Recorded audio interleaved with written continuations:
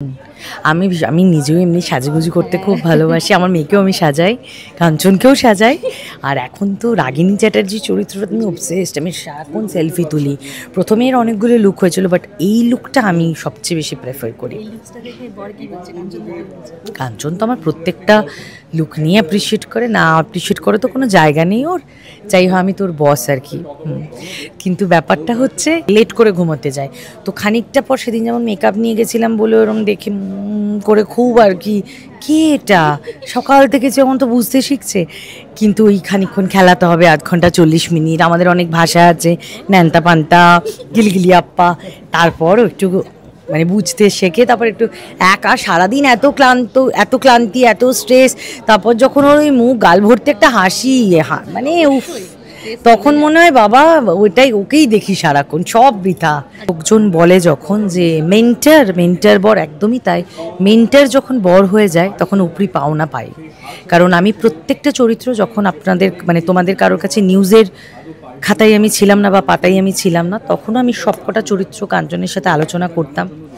আর আজও যখন আমি এই চরিত্রটা করতে যাই, তখন আমি স্ক্রিপ্ট নিয়ে বা যে ডায়লগটা আমি সকালবেলা হয়তো সিন করে গেছি, আমার তো মেগা সিরিয়ালের স্ক্রিপ্ট তো আগে থেকে আসে না, আমি ওর সাথে আলোচনা করি। Oh he is a very good teacher, I must say. মানে যতই apart from this personal life, আমি ওকে একজন শিল্পী হিসেবে, একজন ভালো অভিনেতা হিসেবে আমি ওকে খুব শ্রদ্ধা সম্মান করি। যেহেতু মা হওয়ার পর একদম ছোট্ট বাচ্চাকে রেখে আসা, মানে একটা তো চিন্তা থাকে, মানে কীভাবে ম্যানেজ। দেখো, প্রথম দিকে আমার খুব চিন্তা ছিল, তার কারণ হচ্ছে মা হওয়ার পর আমার বাচ্চাটার বয়স যখন কাজ আসে তখন 3 মাস, তখন আমি ভেবেছিলাম যে 6 মাস পর আমি কাজে জয়েন করব। কিন্তু বলে না যে হাতের লক্ষ্মীকে পায়ে ঠেলতে নেই। দেখো, আমরা যতই বলি যে আমরা সবাই প্যাশন, আমাদের এটা ভালোবাসা, ডেফিনেটলি ভালোবাসা, কিন্তু at the end of the day তো আমাদের রুজি রুটি না, আমরা এখান থেকে অর্থ উপার্জন করি। আর আমি না আগেও বলেছি, আমি পুরনো পন্থাতে বিশ্বাস করি না। বাবা শ্রম দেবে আর মা সমস্ত, এই বাবা অর্থ দেবে আর মা সমস্ত শ্রম দেবে, না, আমরা ইকুয়াল, আমরা জেন্ডার ইকুয়ালিটি নিয়ে কথা বলি, আমরা সেলফ ডিপেন্ডেন্ট। আমি ছোটোবেলা থেকে রোজগার করেছি, তো দুজনেই আমরা করব মিলেমিশে।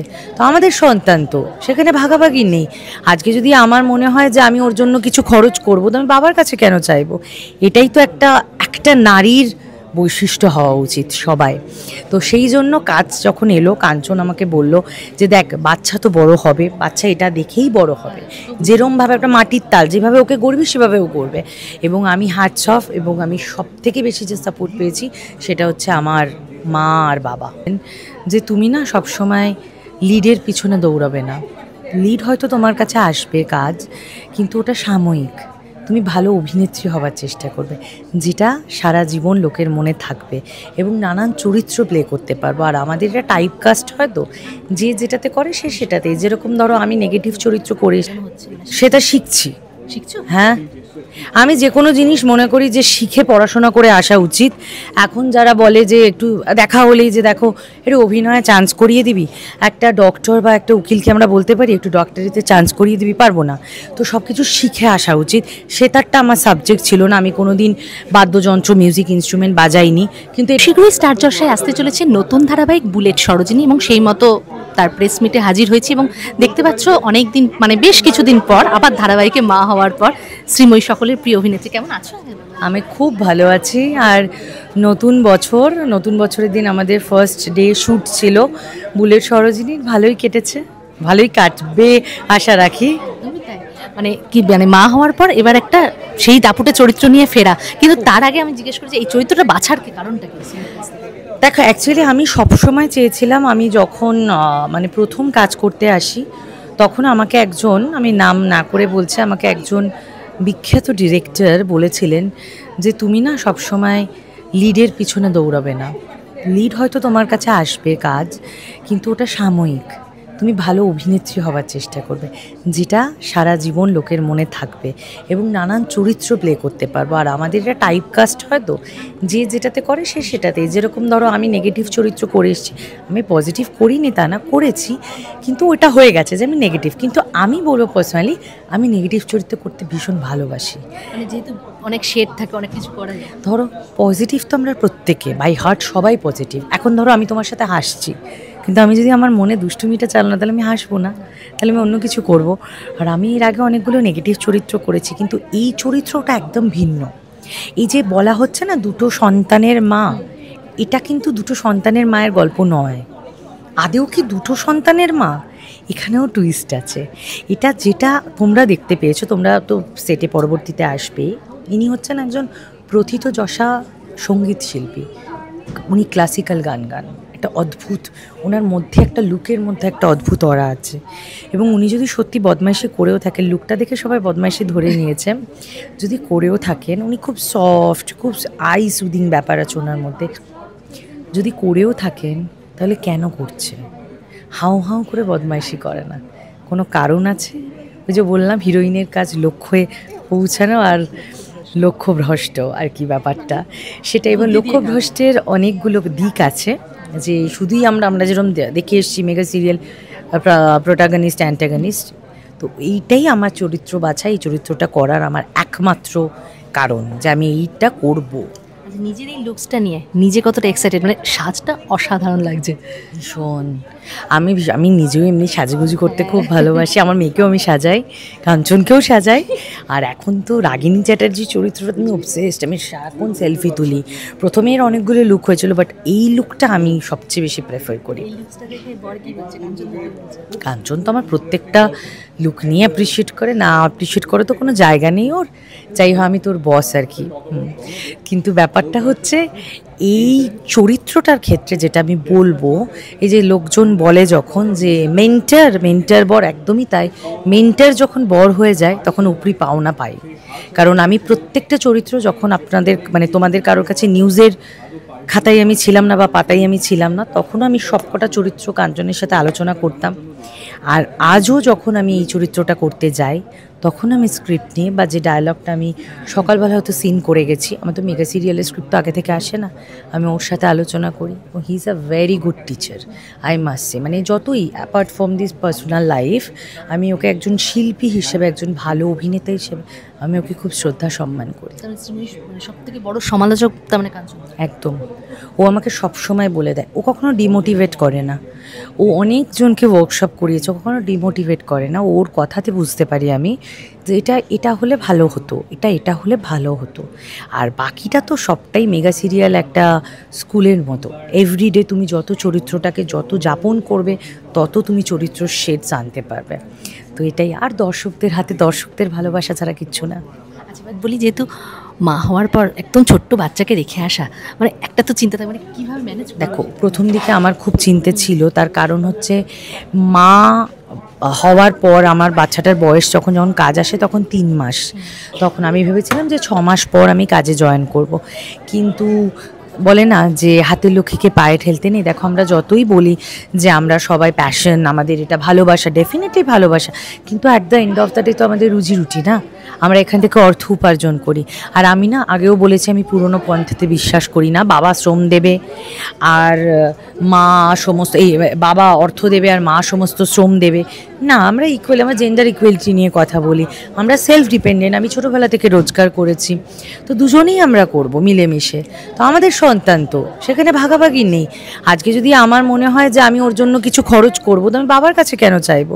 এটাই তো একটা নারীর বৈশিষ্ট্য হওয়া উচিত সবাই।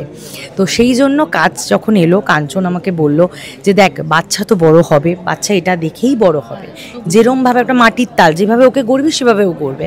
এবং আমি হ্যাটস অফ, এবং আমি সব থেকে বেশি যে সাপোর্ট পেয়েছি সেটা হচ্ছে আমার মা আর বাবা। মানে তার যদি মা বাবা না থাকতো, বাড়িতে একটা অভিভাবক অভিভাবিকা না থাকতো, তাহলে ওইটুকু বাচ্চাকে ফেলে এসে আমি কাজ করতে পারতাম না। এইটা একটা। না, ও একটু, আমি যখন বেরোই তখনও ঘুমোয়, আর যখন আমি ঢুকি ও একটু লেটে করে আর কি, মানে লেট করে ঘুমোতে যায়।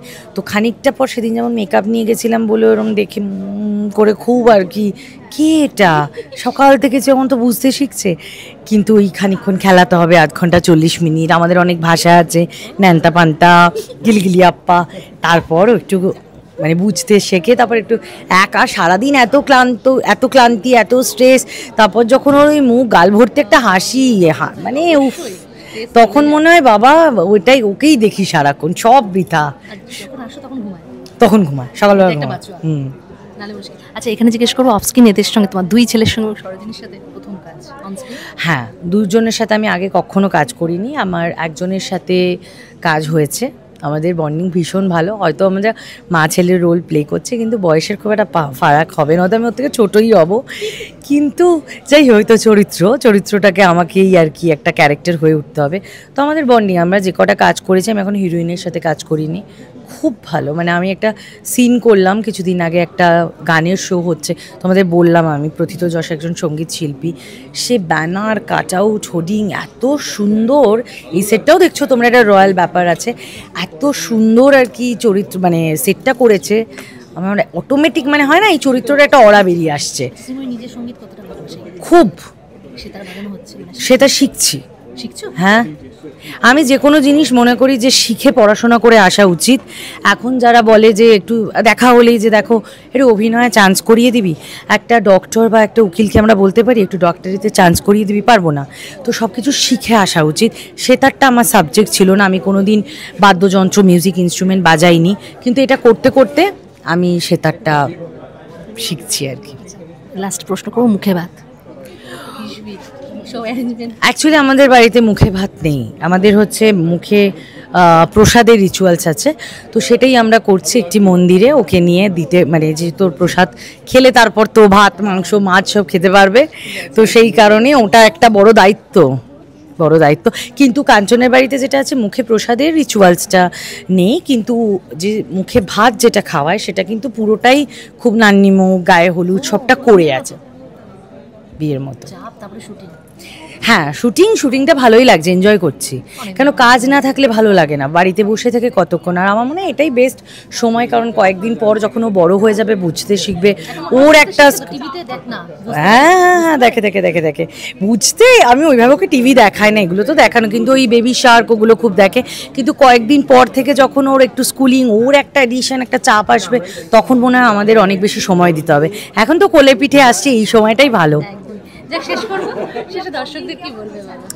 দর্শকদের একটাই কথা বলবো, দেখুন আপনারা শ্রীময়ীকে প্রচুর ভালোবাসা দিয়েছেন। আমি যে কটা চরিত্র, নেগেটিভ চরিত্র করেছি, বেশিরভাগ সময় সে কটা চরিত্র আপনারা অনেক ভালোবেসেছেন, যার জেরে আজ আমি এখানে বসে আপনাদের কাছে ইন্টারভিউ দিচ্ছি। আপনারা প্লিজ এই বুলেট সরোজিনী সিরিয়ালটা দেখবেন। আগামী 5ই মে থেকে আসছে স্টার জলসার পর্দায়, প্রতি সোম থেকে রবি ঠিক বিকেল 5:30টায়। আমি কথা দিচ্ছি আপনাদের খুব ভালো লাগবে, আপনাদের দারুণ লাগবে। এবার বাকিটা আপনারা জানাবেন।